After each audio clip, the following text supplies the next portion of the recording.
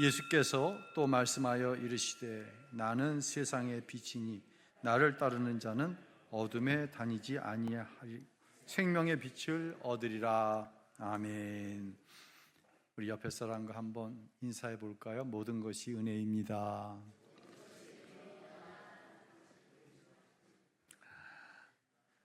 흔히 이 세상에 많은 종교 가운데 4대 종교라는 이야기를 합니다. 그런데 은혜를 이야기하는 종교는 기독교밖에 없어요. 불교는 8정도를 따라야 된다라고 얘기합니다. 8정도는 8개의 조문으로 이루어진 성스러운 도, 사람이 가야 할 길을 이야기하죠. 간단히 설명을 드리면 정견, 바른 견해를 가지고 살아야 된다. 정사유, 바르게 생각하고 의지를 바르게 가져야 된다. 정어, 유익한 말, 거짓말하지 말아야 된다. 이간질하는 말 하지 말아야 된다. 정업, 살생을 금하고 생명을 사랑해야 된다. 정명, 일하는 것이나 휴식하는 것이나 잠자는 것, 식사, 규칙적으로 삶을 살아야 된다. 정정진, 악에 대하여는 대항하고 용기 있는 삶을 살아야 된다. 정념, 맑은 정신으로 세상을 살아야 된다. 정정, 바른 지혜를 얻어서 활용해야 된다. 선행이죠. 수행을 통해서 얻을 수 있는 윤리와 도덕, 좀 더 높은 이성을 위한 어떤 원리들이죠. 힌두교는 카르마라고 하는 것이 있습니다. 힌두교에도 천국과 지옥이 있어요. 힌두교의 천국은 이 땅에서 선행을 한 80만 원어치 해서 값으로 따지면, 그럼 천국에서 그 80만 원이 다 소진을 낼 때까지 천국에 있다가 환생을 하는 거예요. 지옥도 마찬가지예요. 이 땅에서 한 돈으로 따지면 한 80만 원어치 빚진 그런 악한 삶을 살았어. 그럼 지옥에 가서 80만 원어치 고통스러움을 당하는 거예요. 그 고통이 다 찾으면은 다시 이 생으로 환생을 합니다. 이것을 가리켜서 윤회라고 그러죠. 환생한 현재의 삶은 이전의 삶이 어떠했느냐에 따라서 그것을 기준으로 선하게도 악하게도 인도 같은 경우에 카스트 제도라고 해서 그 계급의 그것을 운명으로 알고 그것이 전생에 자신의 삶의 결과로 알고 일평생 순응하면서 살아가는 것이죠. 이슬람은 신은 심판의 신이지 신이 사랑의 신 아닙니다. 인생은 항상 신의 요구에 응답하며 살아가는 것이에요. 그래야 신에게 보상을 받을 수 있다고 생각을 합니다. 오직 모든 종교 가운데 기독교만이, 예수를 믿는 우리만이 과감하게도 하나님은 무조건적인 사랑의 하나님이다 라고 얘기하는 거예요. 다른 종교에서 볼 때는 이건 있을 수 없는 거예요. 신과 우리는 차원이 다른데, 우리는 신의 반열에 절대로 올라갈 수가 없는데 어떻게 그렇게 무섭고 엄청난 신에게 은혜를 받는 존재야? 우리가? 사랑을 받는 존재야? 있을 수 없다는 얘기죠. 미국을 대표하는 기독교 작가인 필립 얀시라고 하는 분이 이런 얘기를 했어요. 하나님이 우리를 더 많이 사랑하도록 할 수 있는 방법은 없다. 그러니까 저와 여러분은 이 세상에 어떤 것도 견딜 수 없는, 더 이상 어떤 사랑을 받을 수 없는 최대한 대의 사랑을 받고 있다는 거예요. 하나님이 우리를 조금 덜 사랑하시도록 할 방법도 없다. 이것이 바로 놀라운 은혜, 어메이징 그레이스다 라는 이야기를 했는데 굉장히 공감이 가죠. 그러나 불교나 힌두교나 이슬람이나 유대교에서는 결코 이런 얘기를 할 수가 없어요. 미국에는 엄연히 이제 우리로 말하자면 애국가가 존재하지만 미국 사람들이 아주 사랑하는 또 하나의 애국가가 있습니다. 자신들이 속한 커뮤니티, 어떤 공동체, 나라의 어떤 어려움이 속해서 그 한 지역에 사람들이 어려움을 당해요. 뉴욕에 있는 무역센터에 테러를 당했을 때 이런 경우죠. 산불이 났습니다. 그 동네가 어려운 가운데 있어요. 그럼 그 어려운 가운데 있는 공동체의 일원을 위해서 이들이 부르는 노래가 있어요. 그때 거의 애국가를 부르는 것이 아니라 바로 이 노래를 불러요. 우리가 오늘 봉헌 찬송으로 불렀던 Amazing Grace, 나 같은 죄인 살리심. 이 찬양은 원래 영국의 성공의 사제인 존 뉴턴이 작사를 했어요. 작곡자는 불명이에요. 원래의 가사, 그 원래의 가사를 우리는 이렇게 해석해서 불렀는데 원래의 가사는 이렇습니다. 한번 은혜를 한번 좀 느껴보세요. 놀라운 은총이요, 나같이 타락한 자에게도 구원의 손길 내리시는 다정한 음성. 나는 버려진 자식, 그러나 지금은 집을 찾았네. 눈뜬 장님이었으나 지금은 보이네. 나는 두려움에 떨게 하신 그 은총이 두려움을 토로 거두어 주셨네. 내가 처음으로 믿음을 가진 순간 그 은총 정말 소중했네. 가시밭길 쑥농쿨 다 지나서 나 이제 여기 왔네. 이토록 멀리까지 나를 고이 인도하신 은총이요, 이 몸을 천국으로 이끌어 주시리. 천년 만년 그곳에서 복락을 누릴 때 태양같이 빛나는 우리의 마음, 주님 찬미하는 노랫소리는 처음같이 세세에 영원하리. 어디 하나도 하나님의 우리를 향한 절대적인 은혜에서 벗어나는 게 없어요. 그래서 이것은 Amazing Grace, 정말 놀라운, 세상에 어떤 것이나 다른 종교에서 찾을 수도 없고 경험할 수도 없는 하나님의 온전하신 은혜라고 하는 거예요. 제가 지금 여러분에게 믿음이란 무엇인가, 은혜란 무엇인가, 오늘 본문과 좀 연결을 시키기 위해서 길게 설명을 드렸습니다. 좀 본문으로 돌아가 볼까요? 지난주일 가늠하다가 현장에서 붙잡혀온 여인을 율법주의자들이 예수님께 돌로 치라고 그랬어요. 아니면 어떻게 할까요? 시험한 거죠. 예수님은 여인을 향해 나도 너를 정죄하지 않는다, 다시는 죄를 짓지 마라. 또 한 부류가 있죠. 돌로 치려다가 예수님께서 죄 없는 자만 치라고 하자 자기도 죄인인 거를 인정할 수밖에 없었어요. 눈치를 보면서 하나 둘씩 전부 다 사라져 버렸죠. 그런데 예수님께서 가늠한 여인에게도 자기들이 죄 있다고 하는 것을 스스로 인정하고 슬며시 없어진 사람에게도 가르쳐 주시지 않은 게 있어요. 어떻게 하면 죄를 안 지을 수 있는가? 이것은 가르쳐 주지 않으셨어요. 오늘 본문은 이제 지난 주일에 이 맥락에서 이어지는 말씀입니다. 자, 우리 12절 함께 읽고 말씀을 계속 듣습니다. 예수께서 사람들에게 다시 말씀하셨습니다. 나는 세상의 빛이다. 누구든지 나를 따르는 사람은 어둠 속에 다니지 않고 생명의 빛을 얻을 것이다. 아멘. 여러분, 되도록 밤에 다니지 말아요. 밤에 다녀봤자 좋을 게 있어요, 없어요? 일 때문에라고 하면 할 수 없지만 밤에 다녀봤자 별 좋을 것들 없어요. 그런데 말입니다, 내 안에는 어둠, 죄를 좋아하는, 즐기는 그런 것들이 없지 않아 있어요. 근데 이게 꼭 육체만의 문제이냐라고 하는 것이죠. 우리 정신에 속한 양심, 이성은요, 내 육체를 향해서 죄 짓지 마, 그거 하면 안 돼, 이렇게 이야기해요.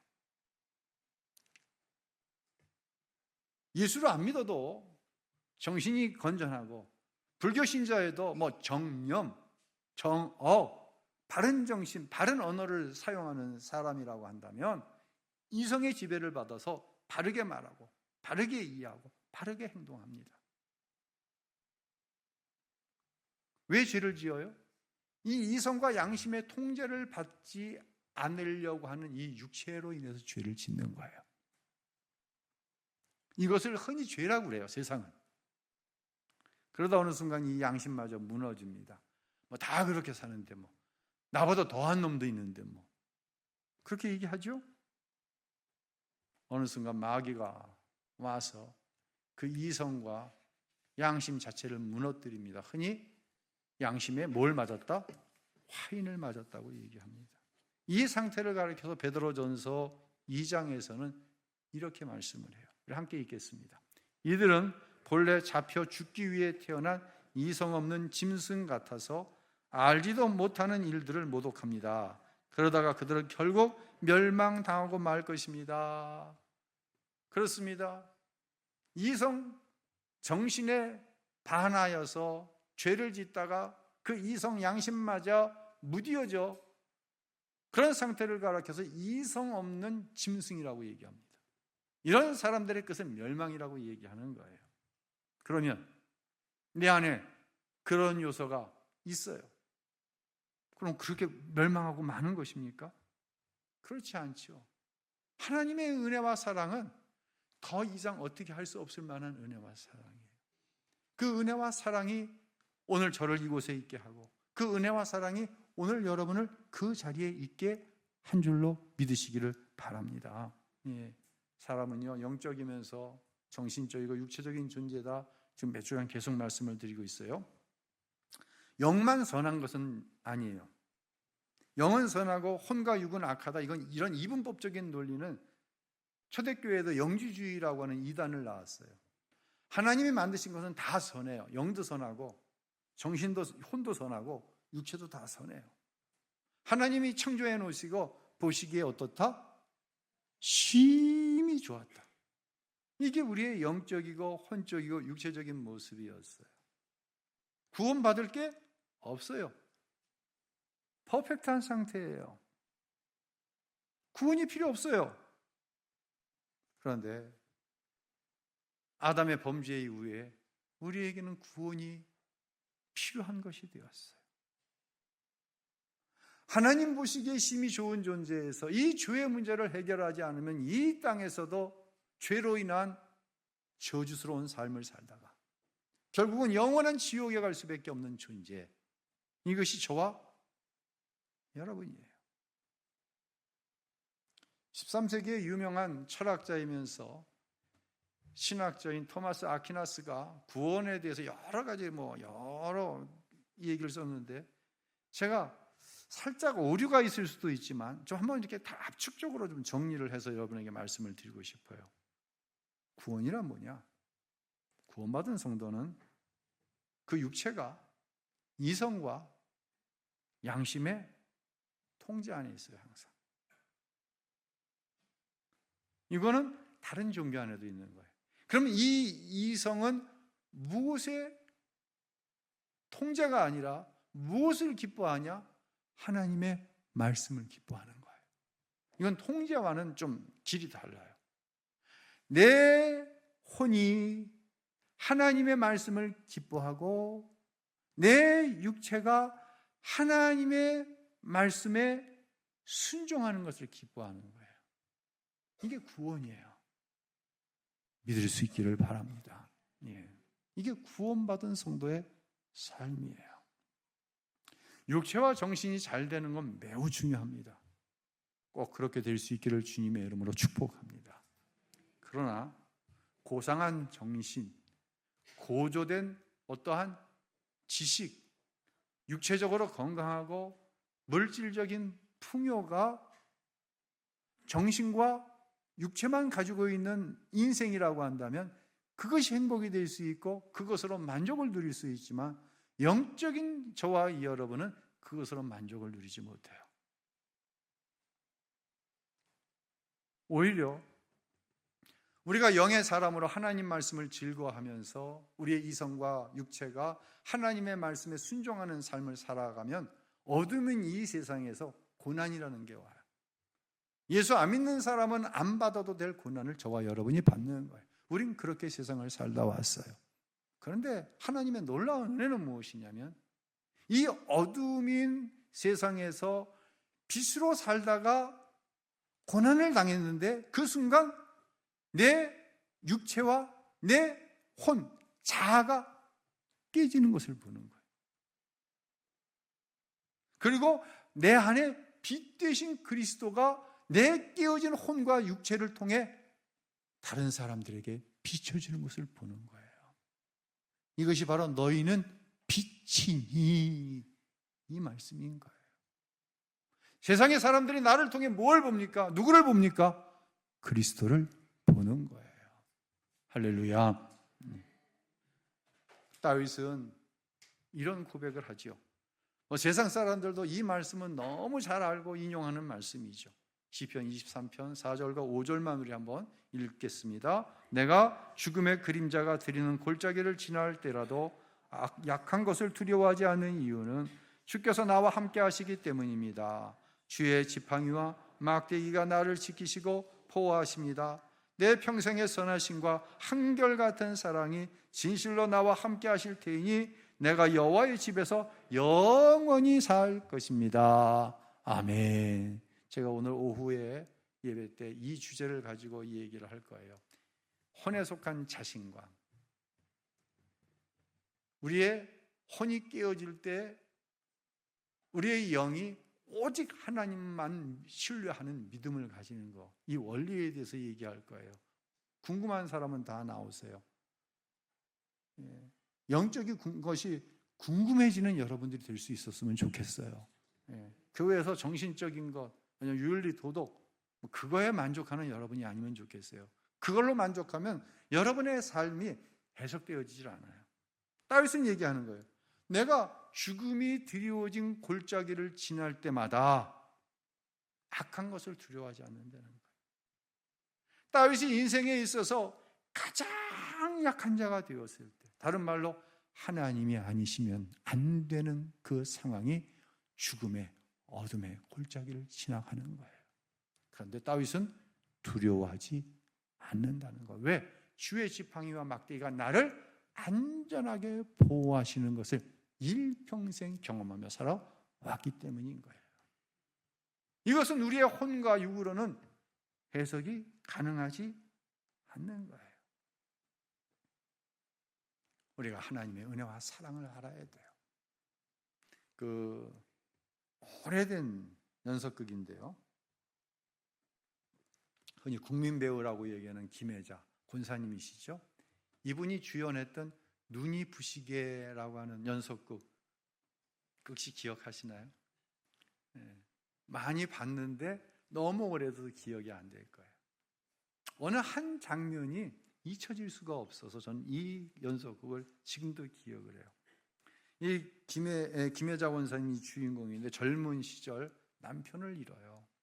그리고 하나 있는 외아들과 함께 삶을 살아갑니다. 그런데 아들과 사이가 썩 좋지 않아요. 이유가 이래요. 놀아줄 아빠가 없으니 그냥 혼자 늘 골목에서 어렸을 때부터 공을 차다가 금방 그 공이 차가 다니는 길로 굴러가자 공만 보고 가다 교통사고를 당하는 거예요, 아들이. 그리고 일평생 한쪽 다리 불구로 살게 됩니다. 장애를 가지고 살게 됩니다. 어머니는 아들을 생각할 때마다 가슴이 미어지죠. 너무 불쌍하죠. 그런데 어머니는 더 냉정하게 아들을 대합니다. 왜요? 언젠간 자신은 아들 곁을 떠나야 될 텐데 홀로 장애를 가지고 살아가야 될 아들이 일반적인 아이들보다 더 강해야 되겠기에 냉정하게 대하는 거예요. 아들은 성인이 되어서도 그 어머니가 자기에게 한 냉정한 행동들을 이해하지 못합니다. 늘 서운한 거예요. 말투가 곱지 못하는 거예요. 어머니가 나에게 해준 것이 무엇이 있냐고 화가 날 때마다 말하는 거예요. 세월이 많이 흘렀습니다. 이제 어머니가 치매에 걸려서 다른 사람의 도움이 없이는 살지 못하게 됩니다. 이렇게 되자 이제 요양병원에 들어가죠. 이건 뭐 일반적으로 있는 일이잖아요. 그러던 어느 날 병원에서 전화를 받아요. 눈이 많이 오는데 어머니가 없어졌다는 거예요. 병실에서. 직원들이 찾는데 찾지를 못하겠다는 거예요. 그러니까 보호자에게 연락을 한 거예요. 아들은 결혼을 했습니다. 이제 아들은 자기 부인과 병원을 달려가서 병원 직원들과 어머니를 찾아 헤매는 거예요. 한창 시간이 지났습니다. 아들이 병원 한 구석에서 어머니를 발견하게 됩니다. 어머니가 뭘 하고 계시냐면, 아니, 그 얇은 환자복 하나 입고 그 눈이 오는 추운 겨울에 비로 병원 입구를 쓸고 계시는 거예요. 아들이 화가 나죠. 자기만 고생한 것이 아니라 병원 직원들에게도 얼마나 미안해요. 엄마에게 큰 소리를 칩니다. 야단합니다. 엄마 도대체 무슨 생각으로 이런 짓을 하냐고. 도대체 왜 이렇게 속상하게 하냐고.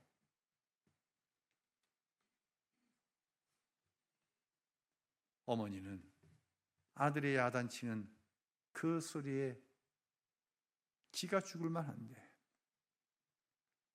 정말 해맑은 미소로 이야기를 하는 거예요.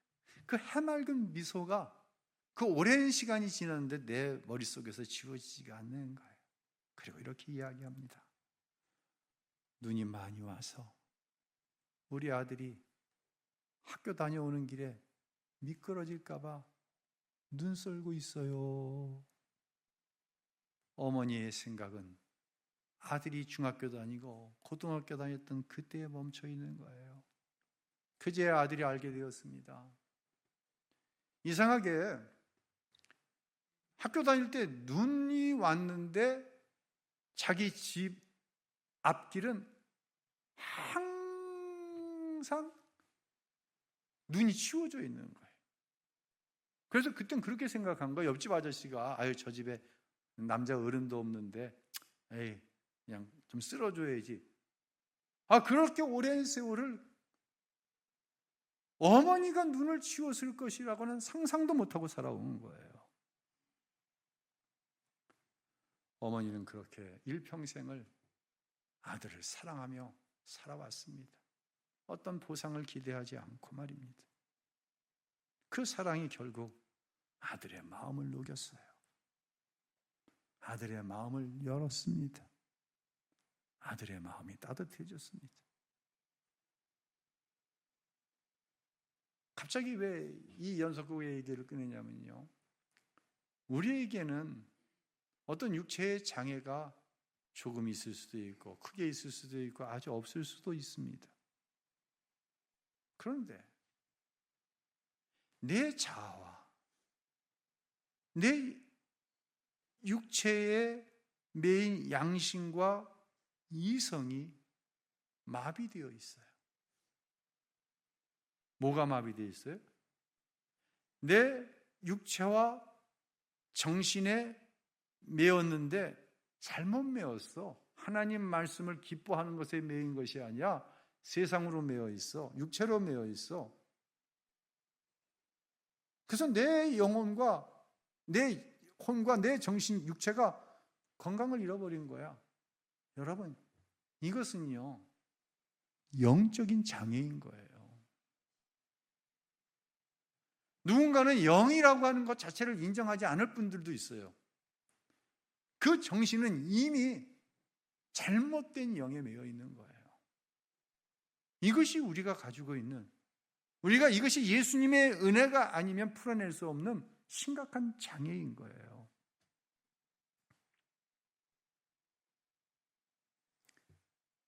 이 영적인 장애를 바라보고 계시는 하나님 아버지의 마음은 어떨까요? 아들이 교통사고로 인해서 한쪽 다리를 지어는 그 아들을 바라보던 그 어머니의 눈빛, 그 눈빛이 이성이 마비되고 정신이 마비되었어요. 아니, 이성과 정신을 스스로 건강하다고 생각해서 영적으로 매어 있어요. 영적인 장애를 가지고 있어요. 그러면서 알지 못하는 거예요. 그리고 우리의 삶이 불평과 원망, 내 재주, 이것으로 채워져 있어요. 그리고 때로 내가 하나님을 믿는다고 하면서 하나님, 왜 나에게 이런 고난을 주시나요? 왜 나를 축복하시지 않나요?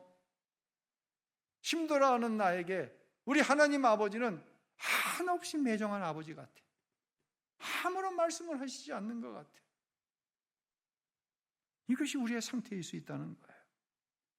그래서 우리는 항상 내 눈을 들어 십자가를 바라봐야 되는 거예요. 십자가를 바라볼 때 내 무너진 그 영이 그 은혜와 사랑으로 회복되는 거예요. 그 회복되는 자리가 바로 이 예배의 자리인 줄로 믿으시길 바랍니다. 영이 제대로 된 사람은요, 그래서 예배를 즐거워하는 거예요. 예배는 의무가 아니에요. 왜 주일 예배를 지키지 않습니까? 왜 뭘 하지 않습니까? 그렇게 한다고 하지 않아요. 왜? 영이 매어 있기 때문에 그게 되질 않아요. 영이 깨어 있고 영이 하나님의 영으로 성령으로 충만한 사람은 예배를 즐거워하는 거예요. 헌신을 즐거워하는 거예요. 그래서 힘들고 고통스러울 때 영의 사람은 눈을 들어 주님의 십자가를 보고 그 십자가에서 흘러나오는 은혜와 사랑으로 그 문제를 해결해 나가는 거예요. 그럼 타락은 무엇일까요? 타락은요, 육체가 건강한 이성의 통제를 벗어나 있는 것을 타락이라고 그래요. 세상 사람들은 술 많이 마시고 마약하고 불의한 이성관계에 빠져 있고, 이게 이제 이성의 통제를 받지 않는 육체, 이것을 타락이다. 세상은 이렇게 얘기해요. 근데요, 교회 안에서도 타락을 이렇게 정의를 해요. 여러분, 이건 불교 믿는 거나 이슬람이나 힌두교 다를 게 없어요. 기독교는 혼적인 종교가 아니에요. 그거 죄 맞아요. 그러면 성경은 무엇이 타락이라고 얘기할까요? 갈라디아서 6장에 이렇게 얘기합니다. 함께 읽겠습니다. 육체의 일들은 명백합니다. 자, 육체의 일, 여기서 육체는 깨어진 혼과 그 깨어진 혼의 지배를 받아서 타락한 육체, 이걸 다 합해서 육체의 일이라고 얘기하는 거예요. 육체의 일이 뭡니까? 자, 읽으면 계속 있습니다. 곧 음행과 더러움과 방종과 우상숭배와 마술과, 여기까지는 우리가 타락 인정합니다. 근데 여기서부터는 우리가, 이건 영에 속한 것이거든요. 이거는 영의 지배를 받지 않는 혼을 얘기하거든요. 근데 이거는 타락이라고 생각하지 않아. 계속 읽겠습니다. 원수매증과 다툼과 시기와 분노와 이기심과 분열과 불파와 질투와. 자, 여러분, 이거 죄입니까? 여러분, 죄예요? 이거 죄예요. 근데 혼과 육에 속한 사람은 원수 맺어. 저 원수 새끼, 내가 널 어떻게 용서해? 원수 맺어. 근데 죄 아니라고 그래. 네가 잘못해서 그렇지. 다퉈, 시기해, 화내, 이기적이야. 가는 곳마다 팔을 사람들을 나누어 질투해. 이건 죄로 생각하지 않는다니까요. 왜? 영에 속해 있지 않으니까. 온전히 혼, 자아에 매여 있으니까 이것을 죄로 여기지 자체를 않는다는 거예요. 이게 오늘날 교회의 심각성이고, 이것이 오늘날 교인들의 심각성이에요. 그러니 영과 혼이 부딪히면은 누가 이겨버려? 혼이 이겨버리는 거예요. 정말 심각한 일들이 우리 안에 벌어지는 거예요. 자, 계속 있습니다. 술 취함과 방탕과 또 이와 같은 것들입니다. 이런 일을 행하는 사람들은 하나님의 나라를 상접각지 받을 것입니다. 그렇습니다. 하나님의 나라를 이 땅에서 누리지 못해요. 원수 맺는 사람들이요, 파나는 게 좋아하는 사람이요, 자기밖에 모르는 이기적인 사람이요, 절대로 이 땅에서 하나님 나라 이루지 못합니다. 이건 우리의 자아로 인해서 이걸 죄로 받아들이질 않는 거예요. 이 자아라고 하는 놈이. 누누이 말씀드리잖아요. 예수 믿으면 하나님으로부터 정말 넘치는 성령의 공급을 받아요. 이 성령이 우리로 하여금 하나님의 말씀을 기쁘게 여기고 그 영이 내 혼이 그 영을 기뻐할 때 우리의 육체의 삶이 하나님의 약속하신 말씀 안에서 말씀의 원리와 진리대로 살아가게 되는 거예요. 그것을 가리켜서 우리는 내가 복 받았습니다라고 얘기하는 거예요. 그러니까 우리는 모든 것이 은혜입니다라고 얘기하는 거예요. 뭐가 잘 돼서 은혜예요 도대체? 제가 여러분 하나하나 사람에서 다 찝어볼까요? 어려운 문제들, 세상으로 말했을 때 복이 안 되는 것들. 우리는 그것 가지고 얘기를 하는 게 아니에요. 모든 것이 은혜예요. 갈라디아서 6장만을 가지고 나오면 우리 입에서 나올 수 있는 건 탄식밖에 없어요. 아, 난 하나님의 나라 누리지 못하다 지옥 가겠구나. 그런데 하나님의 은혜는 그것을 제한 두지 않는다는 거예요. 그래서 하나님의 은혜는 우리가 어떻게 더 할 수 있는 게 아니고 하나님의 은혜를 어떻게 부족하게 만들 수 있는 게 아니라는 거예요. 그래서 하나님의 은혜가. 그래서 은혜로 구원받았고 우리는 은혜로 살고 할렐루야. 은혜로 영원한 천국에 가는 줄로 믿으시기를 바랍니다. 그래서 갈라디아서 5장 24절에 이런 얘기를 하는 거예요. 함께 읽겠습니다. 그리스도 예수께 속한 사람들은 육체와 함께 그 정욕과 욕망을 십자가에 못 박았습니다. 정욕과 욕망을 십자가에 못 박은 거예요. 누가? 내가? 아니에요. 예수님께서 십자가에서 하신 일이에요. 우리의 지성과 우리의 이성을 가지고서 하나님이 하신 이 일을 이해 못해요. 그래서 우리는 하나님이 이 십자가의 은혜와 사랑을 이해해서 구원받는 게 아니라 어떻게 구원받아요? 믿음으로 구원받는 거예요. 이해해서 구원받는다고 한다면 그 종교는 내가 만들어낸 종교지, 내가 하나님이 하신 일을, 이 하나님의 정말 세상에 무엇으로도 이해할 수 없고 설명할 수 없는 은혜와 사랑을 어떻게 내가 이해를 해요? 그래서 우리는 예수를 이해한다고 그러는 것이 아니라 예수를 믿는다고 그러는 거예요. 이 믿음으로 구원받는 거예요. 할렐루야. 예수님의 말씀으로 맺겠습니다. 12절 본문 말씀 읽도록 하겠습니다. 예수께서 사람들에게 다시 말씀하셨습니다. 나는 세상의 빛이다. 누구니 나를 따르는 사람은 어둠 속에 다니지 않고 생명의 빛을 얻을 것이다. 아멘. 그렇습니다. 누가 어두운 세상에서 생명의 빛으로 살아갈까요? 은혜 받은 성도입니다. 가늠한 여인도, 그녀를 돌로 치려던 무리도 이 은혜의 빛이 임하면 됩니다. 죄악의 어둠은 빛 대신 예수 그리스도가 내 안에 찾아오는 순간 물러갔습니다. 여러분, 이 이야기가 나에 관한 이야기일 뿐만 아니라 지금 내가 볼 때는 누군가가, 내가 사랑하는 누군가가 어둠에 있어. 나에게만 이것이 복음이 아니라 그들에게도 그래서 복음인 거예요, 이게. 왜? 하나님의 은혜이기 때문에 되는 거예요. 내 생각으로는 가망성이 없는데 하나님이 하시면 되는 거예요. 그래서 이것을 가르쳐서 우리는 복음, 기쁨의 소식이라고 말하는 거예요. 이 사실을 이해하는 게 아니라 그가 이해할 수 없는 상태에 있어. 그런데 성령께서 도우셔서 그에게 믿게 하실 거예요. 할렐루야. 믿는 자마다 멸망하지 않고 영생을 얻는 거예요. 그것이 저와 여러분이에요. 이것이 내가 받는 은혜요. 이 은혜는 예수 그리스도를 믿는 모든 사람에게 주시는 하나님의 제한이 없는 은혜인 줄로 우리는 믿습니다. 이 믿음을 가지고 내 삶을 바라보실 수 있기를 바랍니다. 이해할 수 없고 해석할 수 없는 것 투성이기에 답답합니다. 그런데 어느 순간 하나님의 영이 나로 하여금 하나님의 선하심을 믿게 합니다. 이때 모든 것이 은혜입니다. 이 은혜를 함께 나누는 그런 풍성한 이 11월이 되었으면 좋겠어요. 이 추수감사 절기가 되었으면 좋겠어요.